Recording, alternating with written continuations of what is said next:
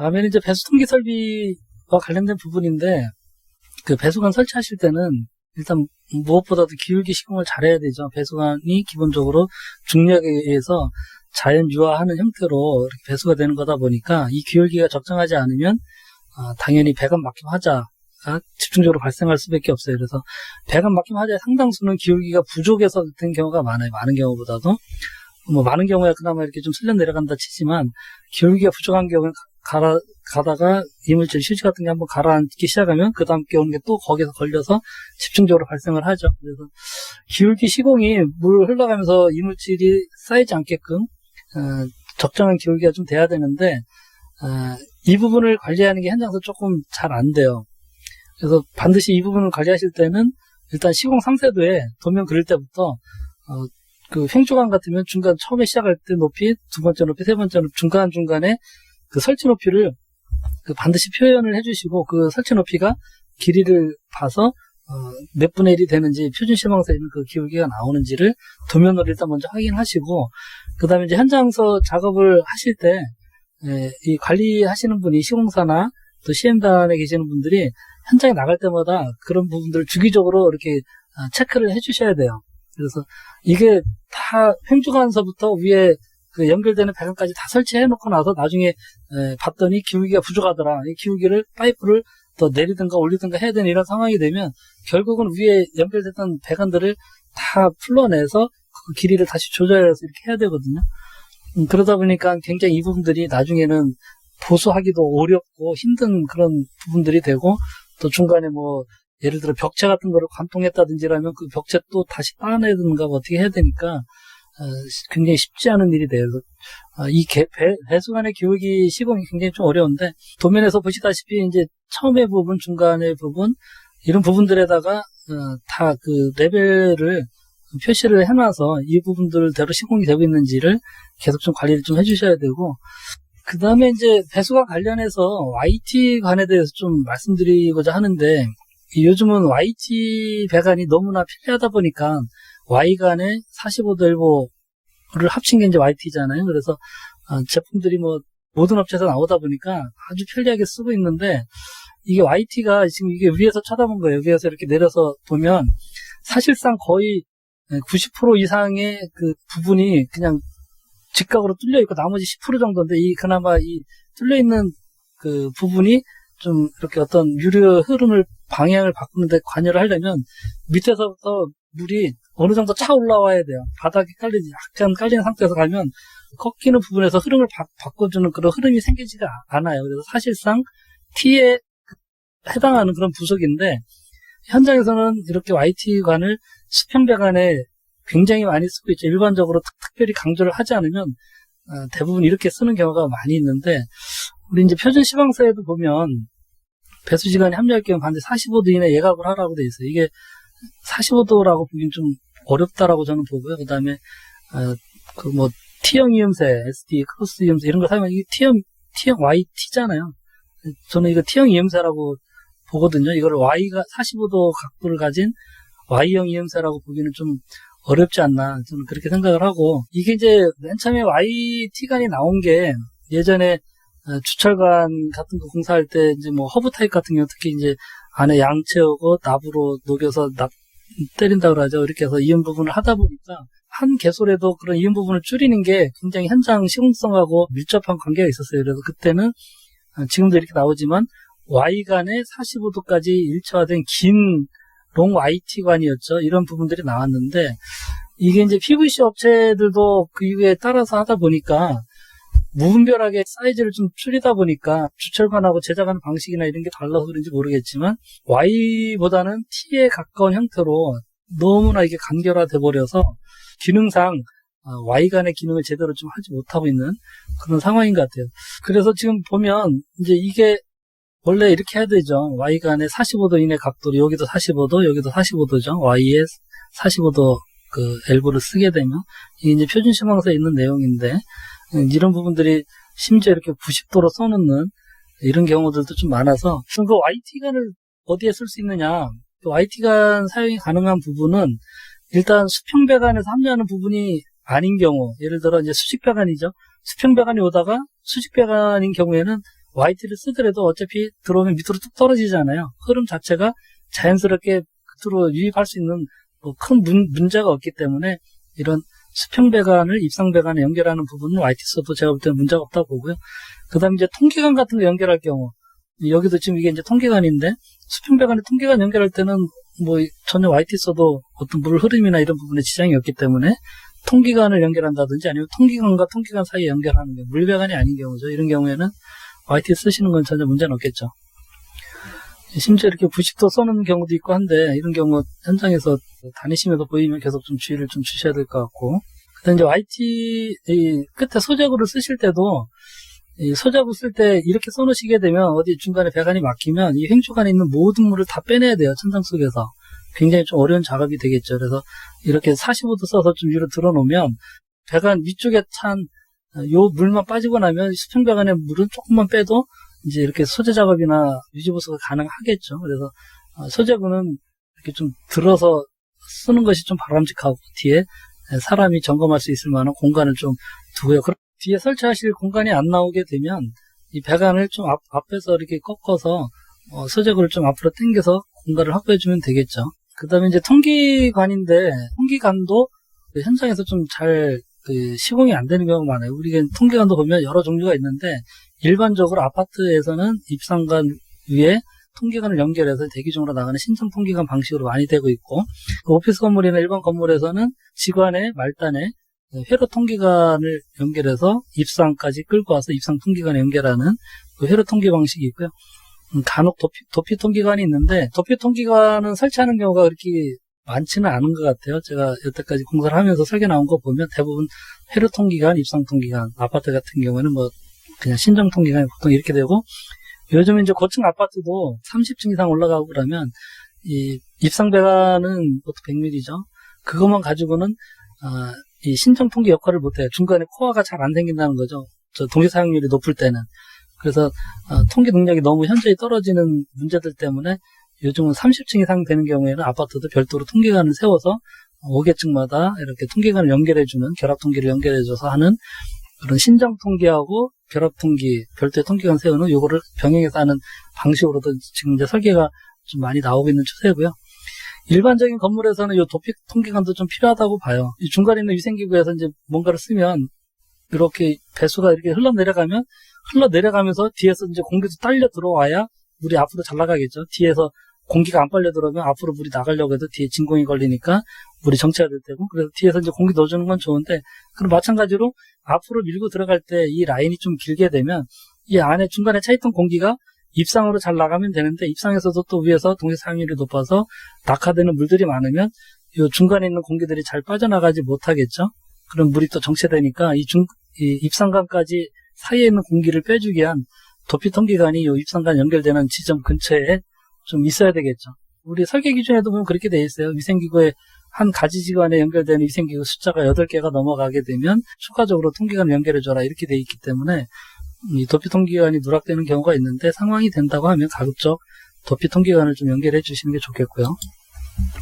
통기관을 접속을 하실 때는 요 상부에서 연결하는 게 이제 원칙이겠죠. 그래야 물이 어느 정도 흐르더라도 전혀 거기에 지장 안 받고 공기가 통기관으로 유동이 되게. 만약에 그렇게 안 된다고 하면 좌우로 45도 이내 각도에서 연결하고, 이렇게 수평이나 하단 연결하면 당연히 이 물 흐름에 따라서 통기관이 막히기도 하니까 통기 기능을 제대로 못해서 안 되겠죠. 그 다음에 통기관을 설치할 때는 이 통기관 안에 이제 습기가 항상 차겠죠. 안에서 계속 물에서 뭐 뜨거운 물 쓰거나 그러면 수증기도 올라오기도 하고, 기본적으로 습도가 뭐 거의 100% 가까우니까. 그래서 안에 생기는 그 응결수들이 이쪽이든 입상관 쪽이든 흐르도록 한쪽으로 구별을 주면 되는데, 이제 문제는 이렇게 중간에 보 같은 거나 어떤 장애물이 있을 때, 덕트나 이런 다른 거랑 걸릴 때 이렇게 내렸다가 다시 올리게 되면 그 부분에 당연히 물이 차면서 통기관의 기능이 상실돼 버리겠죠. 물이 가득 차게 되면. 그래서 하여간 이렇게 내렸다가 다시 올리는 경우가 있어서는 안 되겠다. 루프 배관식으로 하지 말고 반드시 이쪽이든 저쪽이든 안에 있는 그 물이 빠지도록 그렇게 하고요.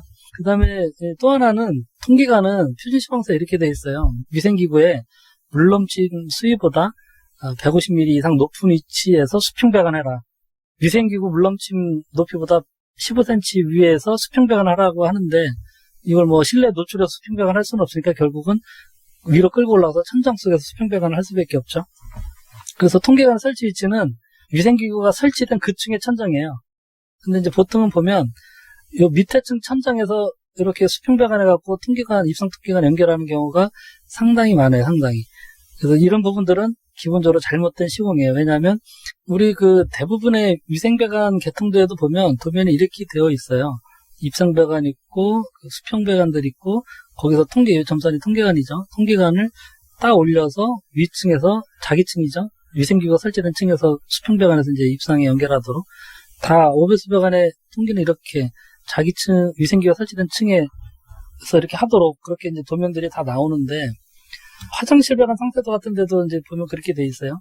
오수관에서 통기 딴 것이 일단 벽으로 와서 벽으로 그 위에 층으로 올라와서 위에 층에서 이제 수평 배관 이렇게 가고요. 이 배수도 마찬가지로 이 배수관에서 통기관 연결한 것을 벽 타고 올라와서 위에 층에서 이 수평 통기관 연결하도록 결국은 벽으로 통기관들이 올라와서 위층에서 연결하도록 지금 다 도면들이 이렇게 지금 나오고 있는데 근데 실제 시공을 보면 이렇게 하는 경우가 많이 있어요. 지금 이제 이게 오수관이고 배수관인데 여기에 통기관하고 통기관을 밑에 층에서 자기 층에서 묶었죠. 오배수관이 설치된 천장 속에서 묶어서 지금 이렇게 올라간 거예요. 그러니까 이렇게 되면 예를 들어 오수관이 막혔어요. 그럼 막히면 통계관을 통해서 위에 위생기구에서 오버플로 되기 전에 이 배수관 쪽으로 넘어가니까 막힌지를 모르게 되죠. 그리고 이 서로 간의 압력이 이 통계관을 통해서 또 영향을 주게 돼요. 이게 위에 층에서 연결이 되게 되면 그 위생기구의 그 어떤 봉수나 오버플로 이런 부분들로 인해서 좀 다른 상황들이 되는데 어쨌든 이렇게 되는 경우 그다음에 이제 이거는 아파트 지하 행주관이에요. 아파트 지하 행주관에 오수 입상관 내려와서 이제 오수 메인관이고요. 배수 메인관이고 그다음에 요거는 1층 세대의 그 배수 오수관이에요. 배수관에 있는 통기, 오수관에 있는 통기 1층 거하고 그다음에 입상관에서 내려온 통기관들을 다 묶어서 위로 끌어올렸어요. 이것도 잘못된 시공이죠. 이 위에 층에서 묶었어야 되는데 이렇게 되면 결국 마찬가지로 한 군데서 분재된 게 이렇게 넘어오기도 하고 통기관 간에 서로 간에 압력 현상들도 생기고요. 도면에는 이렇게 나와 있지는 않아요. 그래서 만약에 이제 이런 상황에서의 그 통기관을 설치를 하려고 하면 개별적으로 다 위로 이렇게 끌고 올라가야 되죠. 1층 거 끌고 올라가야 되고 그러니까 여기 통기관이 오수 입상관 거, 배수 입상관 거, 1층 거, 또 1층 거, 또 오수 거, 배수 거. 뭐 이제 설치를 하게 되면 통기관 슬리브만 4개가 있어야 되는데 그래서 이런 경우에는 통기관을 입상관 요 밑에서 연결하지 말고 바로 위에 슬라브 위에서 연결해야 되겠죠. 자, 입상관 것들은 그다음에 1층 거는 끌고서 이제 1층 거용 그 통기관 슬리브가 별도로 좀 하나가 있어야 되고요. 이 부분 관련해서 이제 하나 더 말씀드리자면 제가 얼마 전에 아파트에서 양변기에서 물 빠짐 현상들이 생겨서 봉수가 깨지는 현상들이 생겨서 좀 봐달라고 해서 이제 어디 한 군데 좀 가봤던 적이 있었는데 층고가 높았어요. 한 32층 정도 되는 아파트였고요. 거기도 그냥 신정 통기관이에요. 별도 통기 입상관 없이 그냥 입상관 자체적으로 그 하는 신정 통기관이었고 공기 사용률이 높을 때 그 위에서도 물 떨어지고 밑에서도 물 떨어지고 이러면서 이제 피스톤 현상 같은 것들이 생기니까 그거에 의해서 일시적으로 음압이 걸리게 되면 양변기에 있는 봉수를 잡아당겨서 사이펀 현상에서 잡아당겨서 양변기 봉수가 입상관 쪽으로 빨려서 없어져 버리는 그런 현상들이 생기는 세대가 굉장히 많았어요. 그게 1000몇 세대 중에 그런 민원이 들어온 게 200몇 세대더라고요. 상당히 많은 세대가 그 봉수 파괴 때문에 그 어려움을 겪고 있었는데 그래서 거기에 이제 가서 보니까 통계관의 연결 위치가 이쪽에 돼 있었어요. 이쪽 행주관 쪽에. 요 입상관 쪽에 있는 게 아니라 행주관 쪽에. 우리가 보통 이제 입상관의 그 통계관 연결 위치를 보면 대부분의 아파트도 그렇고 일반적인 건물도 그렇고 보면 요 입상관 떨어지는 맨 밑에 이제 섹스티아 밴드 같은 걸 쓰죠. 그 섹스티아 밴드 위쪽에서 연결하게 돼 있어요. 요 위쪽에서 연결하게 돼 있는 이유는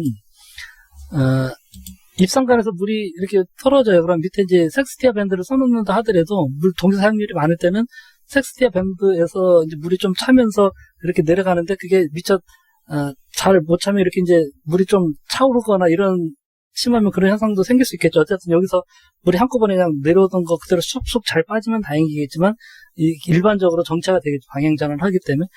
그래서 밑에서 엘보 섹스티아 밴드 있는 돼서부터 이제 수평배관에서 유리가 안정화되기 전까지는 정체가 생길 때, 그럼 그 상황에서 위에서 또 물이 떨어지면 이 중간의 부분이 압이 차게 되겠죠. 그러면서 이 배관 내 압력이 양압이 걸리거나 또 그 찼던 게 또 쭉 빠져나가면서 또 음압이 걸리거나 이런 압력 변화가 생기니까 요 부분에서 정차가 되더라도 위에서 밀고 내려오는 공기를 이렇게 빼주기 위해서 섹스티아 밴드의 위쪽에서 이렇게 연결을 해주도록 보통은 설계가 이렇게 나오는데, 이거를 요 수평배관에다 해줘버리니까 여기서 물이 정체되고 있는데 위에서 떨어지니까 이 중간에 있는 공기들이 갈 데가 없어서 이 중간에 입상배관의 압력 변화가 굉장히 크게 생기면서 이제 그렇게 사이폰 파괴 현상이 일어나는 걸로 저는 그렇게 좀 판단을 했는데, 도면에는 입상 개통대안이 이렇게 돼 있고 수평배관에는 또 이렇게 여기 연결하도록 그렇게 도면이 그 현장 같은 게 또 돼 있더라고요. 현장에서 작업하시는 분들이 그냥 지하 행주관에 통기관을 여기에 연결하게 돼 있으니까 또 여기 연결해가지고 또 이것처럼 다 1층 것까지 싹 묶어갖고 하나만 딱 달랑 그렇게 이제 올라갔던데, 입상관에서 맨 하단에 연결하는 부분은 이 수평배관이 아니라 입상배관 이 엘보의 좀 위쪽에 설치하시는 게 바람직하다. 뭐 여기 좀 설치하시면 되겠죠. 지금 아까 말씀드린 대로 1층 바닥에 바로 위에서 이제 연결해서 끌고 올라가서, 보통 아파트 같은 경우 한 2층 정도에서 오수관 같은 경우 그렇게 묶고, 이제 세탁기는 뭐 4층까지도 올라가지만 그렇게 연결해 주시면 되겠죠. 이게 이제 올바른 사례죠. 밑에 층에서 이렇게 밑에 층도 똑같은 패턴이에요. 이렇게 오배수 배관이 있고 여기서 오수 거 배수 거 하나씩 벤트 딴 거를 위층으로 끌고 올라가서, 바닥 뚫고 올라온 거죠. 밑에 층에서 이렇게 끌고 올라온 거를 위층에서 통기 횡주관에 통기 수평배관에 연결한 거죠. 그래서 위생기구가 설치된 것보다 15cm 이상 위에 높은 그 자기층 천장에서 연결한 이런 게 이제 올바른 사례라고 할 수 있겠습니다.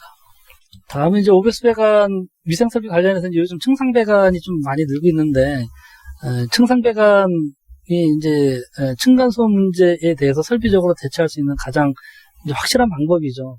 특히 화장실 같은 경우 위생기구 윗집에서 사용하는 게 배관 타고서 아래층으로 전달돼서 발생된 불편함이 커서 이 오배수 배관 아래층 천장에 두지 않고 자기층에 바닥에 설치하거나 벽에 설치하는 이런 방식들이 많이 생기는데, 이제 세 가지 방식이 있어요. 벽배관형, 바닥배관형, 또 요즘 근래 이제 배수 이중관형 이렇게 나오고 있고, 벽배관형은 벽에 각파이프 같은 걸로 해서 흔히 말하는 젠다이죠. 선반식 벽체를 설치를 해서 그 안에다가 그 오수관이나 배수관을 감춰서 시공하는 거고, 바닥배관형은 그 화장실 바닥 스라브를 이렇게 다운을 시켜서 거기에 오수관하고 그 배수관을 설치를 해서 이 안에를 나중에 이제 마감 몰타를 이제 두텁게 채워서 덮어서 마감하는 이런 방식이 있고, 이제 배수 이중관형은 콘크리트 스라브 안에 이런 묵은 층이나 벽체 넣는 게 아니라 콘크리트 스라브 안에 배수관을 통합 효과를 써서 콘크리트 안에다가 매립을 하는데, 이걸 이제 그냥 매립하면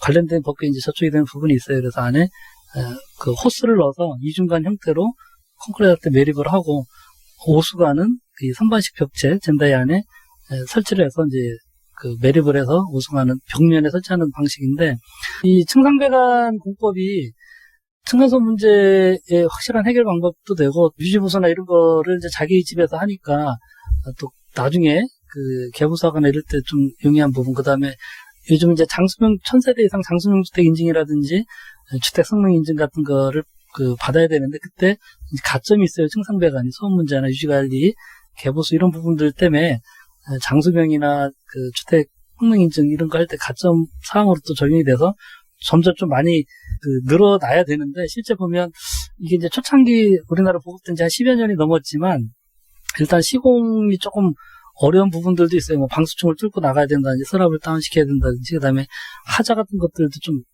사례들이 많이 좀 노출이 됐고요. 뭐 특히 이제 구배를 못 잡아서 배관의 기울기를 제대로 이렇게 배수관에 잡기 어려워서 물이 잘 안 빠진다든지, 뭐 나중에 악취가 난다든지 이런 것들도 이제 언론에 좀 나왔었고, 그 다음에 이제 공사비가 또 많이 올라가서 공사비 부담 문제 때문에 시공사가 자발적으로 하는 경우가 이렇게 많지 않고, 대부분 보면 이제 재건축 현장이나 이런 부분들에서 이제 발주처죠. 조합에서 우린 이걸로 해달라, 층상배관 적용해달라 이렇게 하기 이전에는 자발적으로 하는 경우가 이렇게 많지는 않은데, 어쨌든 이 층상 배관 공법이 앞으로는 계속 늘어날 거예요. 이게 층간소음 문제가 계속 사회적인 이슈가 되고 있고, 또 여기에 대해서 이제 대처하려고 건설사들도 적극적으로 계속해서 기술 개발을 하고 있는데, 그런 부분들을 기존에 이런 어떤 시공상의 문제나 하자 문제, 시공비의 문제 이런 부분들을 이제 그걸 극복하기 어렵게 만들었던 건데 이런 부분들이 어쨌든 해결이 되면 층상 배관은 앞으로도 이제 점점 범위는 더 넓어질 거라 생각을 하고 각 공법마다 그런 내용들을 좀 면밀히 보셔서 장단점이라든지 기존의 설치 사례나 이런 부분들 파악하셔서 좀 관리를 하실 필요가 있고요. 간혹 일부 현장에서 특히 뒷발코니나 이런 데 바닥 배수를 묻으면서 그 PVC 배관을 콘크리트 슬랍 안에 매립을 해서 입상관에 연결을 했다가 나중에 준공시에 관련 기준에 덕관 없이 콘크리트 안에 매립을 하는, 배관을 매립하는 것 자체가 유지보수가 안 되기 때문에 안 된다라고 해서 분쟁이 생기는 경우가 있어요. 우리 급수급당 이중관도 PB관을 콘크리트 슬랍 안에 묻을 때 밖에 CD관을 넣어서 하잖아요. 그것도 이제, 관련된 법규에 그 설비 배관을 구주차 안에 매립을 할 때는 덕관을 설치를 해서 나중에 유지보수가 가능하도록, 교체가 가능하도록 해라. 이런 법규 조항이 있는데, 이제 그 부분 때문에 급수급당 이중관도 이제 그렇게 하고 있는 거거든요. 그래서 혹시 아파트를 하시는 분들이 지금 이렇게 하고 있는 사례가 있다라고 하면 이런 부분에 대해서 한 번쯤 살펴보실 필요는 있습니다. 자, 오늘은 그래서 위생설비의 그 현장 공사 시 관련된 문제들에 대해서 말씀드렸습니다. 수고하셨습니다.